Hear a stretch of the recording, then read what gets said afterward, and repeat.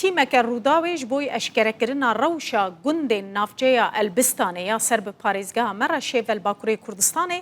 berê xweda wê parêzgehê 100 sala 21 lêpiraniya gundên Kurdên Elewî yên li Elbistanê bê av û rêne xizmetguzariyên din jî nînin peyda nabin. Xelkê gund ji bo vexwarinê û her wiha ji bo heywanên xwe jî bi tankêran avêtînin. Bi gotina wan ev pirsgirêk 100 salin heye kesekî hewil nedaye careser bike. Bi gotina gundiyan dewlet فرق و جداهی دخه ناوبرا گندین کردین علوی و گندین ترکان لگنده ترکان ین وی در دوره همو خدمت گزاری هنه گندید بیجن لی گندین کردین علویش هر تشتی بی پارن او یک دبه سدما کوچ کرنا گنجین وان گندان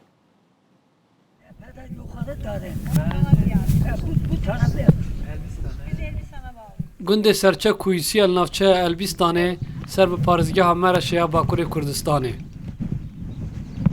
100 سالا 21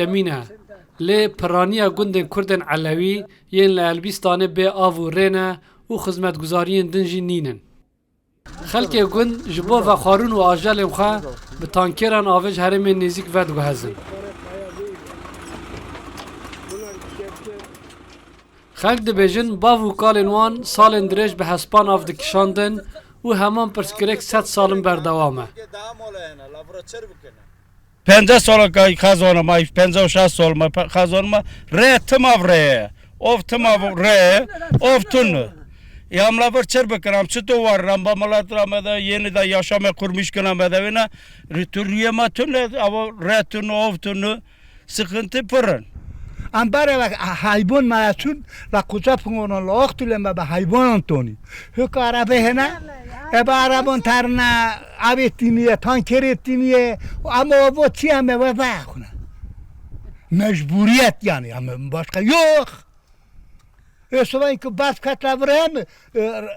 retunuk rezerve bu ama şaşmın daha hiç barfeda vayno istese bimra istese bimina amşan yok narnak araba yok tunnu Kurdên Elewî gazindan ji dewletê dikin û dibêjin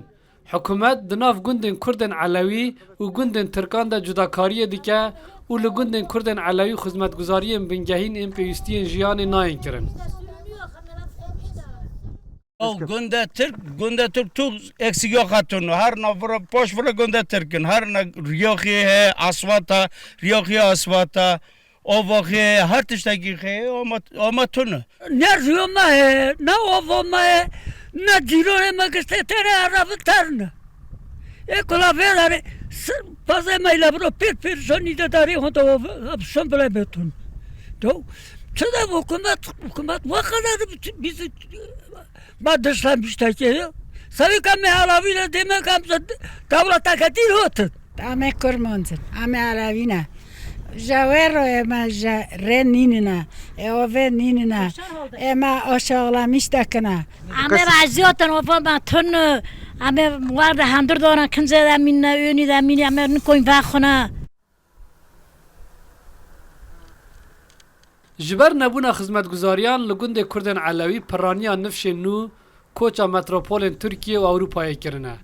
û tenê kal û pîr li gundan mane. Niştecihên gundên Kurdên Elewî yên Herêma Elbistanê çend caran îmze kom kirine û ji asta herî nizm heta parêzgariyê serî li saziyên hikûmî dane. Lê ti bersivek nedane daxwazên wan. Ji ber nebûna sîstema avê jî gundî nikarin amûrên teknolojiyê yên weke makîneyên cilşok û firaxşok û enerjiya rojê ya avgermkirinê jî bikar bînin.